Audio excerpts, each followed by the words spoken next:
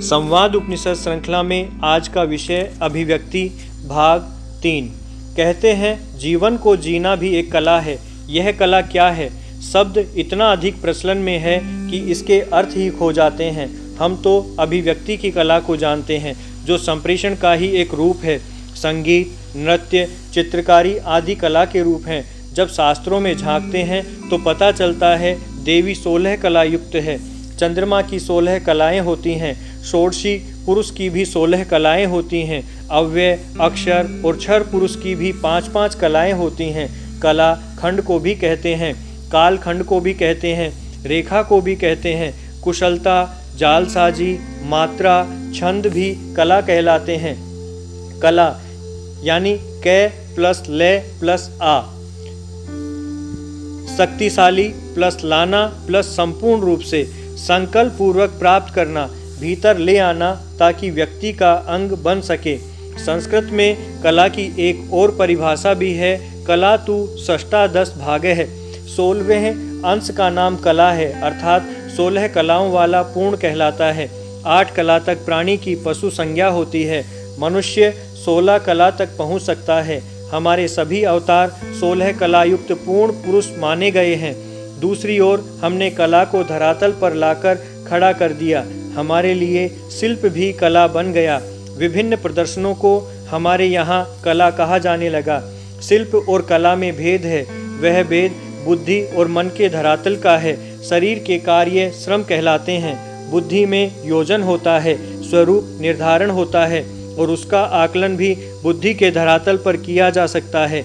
इसके लिए मापदंड तय किए जा सकते हैं, अतः इसे शिल्प कहा जाता है। शिल्प देखने में सुंदर हो सकता है किंतु मन को नहीं छू सकता। मन को छूने के लिए शिल्प के साथ मन का जुड़ना नितांत आवश्यक है। जिन भावों की अभिव्यक्ति कलाकार अपने शिल्प द्वारा करना चाहता है, वे भाव न शरीर में उत्पन्न हो सकते हैं न ही बुद्धि में। वे मन में ही पैदा होते हैं। वे मानवीय धरातल के भाव होते हैं। कलाकार का कोई संदेश साथ लिए होते हैं।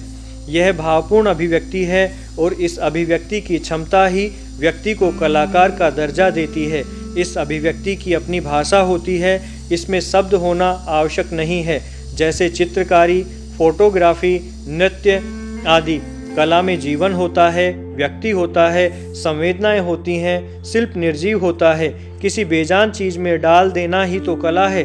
देखने वाला कह उठता है, देखो कैसी मुंह बोल रही है। यह कार्य इतना आसान भी नहीं है। स्कूल में पाठ पढ़ा देना शिल्प है। किसी को शिक्षित करना कला है। एक तपस्या है कलाकार बनना, अर्थात मन को तपाना पड़ता है। भीतर उतरने का भी अभ्यास करना पड़ता है। मनोभावों को जानना, उनके प्रभावों को समझना और उनका संप्रेषण करने के लिए शरीर और बुद्धि को प्रशिक्षित करना किसी तप से कम नहीं। इसके साथ साथ यह भी सुनिश्चित करना कि कला में कलाकार की आत्मा बसी हुई है, पूर्ण मनोयोग से पूजा मानकर कार्य किया गया है। इसके लिए भी गुरु कृपा, श्रद्धा और समर्पण की जरूरत है। बेजान में जान ईश्वर ही डाल सकता है। हम भी उसी ईश्वर के अंश हैं। ईश्वर अंश जीव अविनाशी कहा जाता है। हमारे भीतर ईश्वर की अंश मात्र कलाएं मौजूद हैं। किसी के पास एक कला है तो किसी के पास दूसरी है, तो सबके पास जो भी साधना करके उसे पहचान लेता है कलाकार बन जाता है। प्रकृति दत्त यह गुण ही व्यक्ति का धर्म हो जाता है। जीवन भर इसी से उसकी पहचान होती है। कलाकार सदा वर्तमान में कार्य करता है। जो भी भाव कार्य करते समय उसके मन में रहते हैं, उन्हीं की अभिव्यक्ति करता है। तभी मन कला रूप भाषित हो सकता है। पिछले अनुभवों के आधार पर व्यक्ति कला का सृजन नहीं कर सकता। तभी कर्म पूजा बनता है। जब व्यक्ति वर्तमान में कर्म से जुड़ा हो, देखने वाला भी कलाकार का अतीत ही देखता है। अतः कला के माध्यम से कलाकार के भावों तक पहुँचने के लिए देखना आना चाहिए। इसी को दर्शन कहते हैं। दर्शन में विचारों का प्रवेश वर्जित होता है। विचार कभी भी विषय को शुद्ध विषय की तरह जैसे को तैसा नहीं देखने देते। अतः कला का पारखी होने के लिए भी साधना करनी पड़ती है। आज तो कलाएं सांस्कृतिक समारोह में प्रदर्शित होने लगी हैं। उन्हें केवल तालियां चाहिए। कला चूंकि ईश्वरीय गुण है, अतः कला ही जीवन की पूर्णता का भी मार्ग है। कला अंश रूप होती है, साधना से उसी को पूर्णता दी जाती है, वहीं मुक्ति का मार्ग प्रशस्त कर देती है। अतः वही धर्म स्वरूपा है। हर व्यक्ति की प्रकृति अलग अलग होती है, कोई दो एक जैसी नहीं होती। अतः धर्म भी किन्हीं दो व्यक्तियों का एक जैसा नहीं हो सकता, भले ही एक माँ बाप की संतान ही क्यों न हो। कर्म फल तो भिन्न होते हैं जन्म लेने के, वर्ण भी एक होना आवश्यक नहीं है। अतः कलाओं के भी भिन्न भिन्न स्वरूप हैं, ताकि हर व्यक्ति अपने स्वभाव के अनुकूल किसी एक कला को पकड़कर विकास पा सके। मानव सामाजिक प्राणी है, उसे समूह में रहने की आदत है। समूह में व्यक्ति सुरक्षित महसूस करता है, अभिव्यक्ति की सुविधा के साथ जीता है, अपने सुख और दुख को बांट सकता है। धर्म, संप्रदाय और जाति प्रथा के मूल में भी समूह रचना ही है। अभिव्यक्ति मानव की कमजोरी है। अभिव्यक्ति से उसके मन में एक विशेष सुख का अनुभव होता है। अभिव्यक्ति भावनाओं की होती है, विचारों की होती है। विचारों की अभिव्यक्ति बहुत अधिक सुख नहीं दे पाती। भावनाओं की अभिव्यक्ति में विशेष आनंद जुड़ा होता है। इसमें व्यक्ति के मन की बात होती है, एक मिठास होती है, तृप्ति मिलती है। मन का लक्ष्य और स्वभाव दोनों ही आनंद में होते हैं।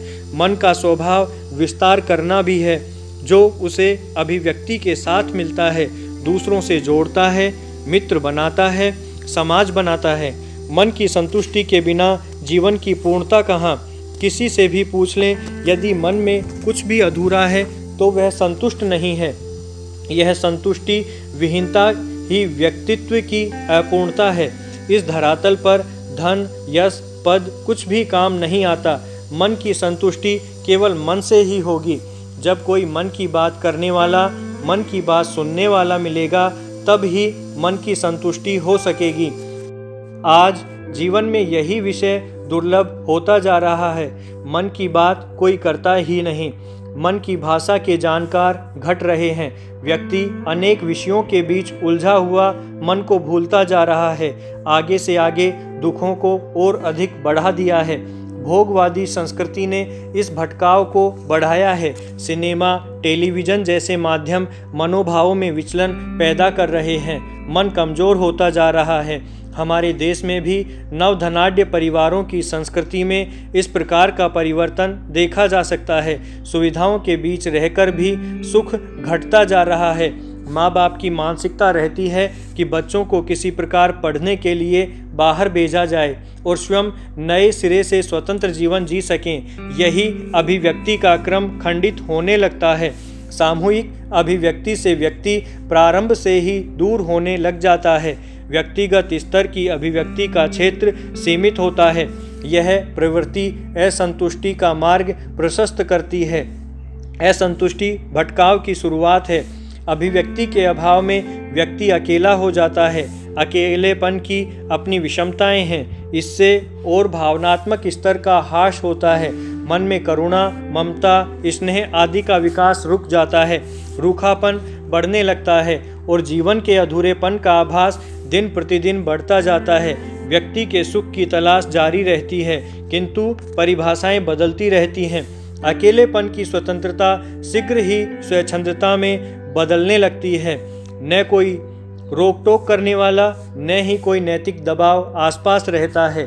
सुख दुख को बांटने के लिए भी तो कोई व्यक्ति साथ होना चाहिए। अकेले को सुख कहाँ है। अकेलेपन का सबसे बड़ा प्रहार व्यक्ति के निजी परिवेश पर होता है। जो वातावरण उसे जीवन शक्ति प्रदान कर सकता है, वह अकेलेपन के साथ ही सिमट जाता है। उसे एक काल्पनिक वातावरण मिलता है जो उसे संतुष्टि नहीं दे सकता। बाहर से लगता है कि वह सबको पाकर बहुत खुश है, किंतु मन ही मन यह भी समझता है कि ये लोग कष्ट पड़ने पर काम आने वाले नहीं हैं।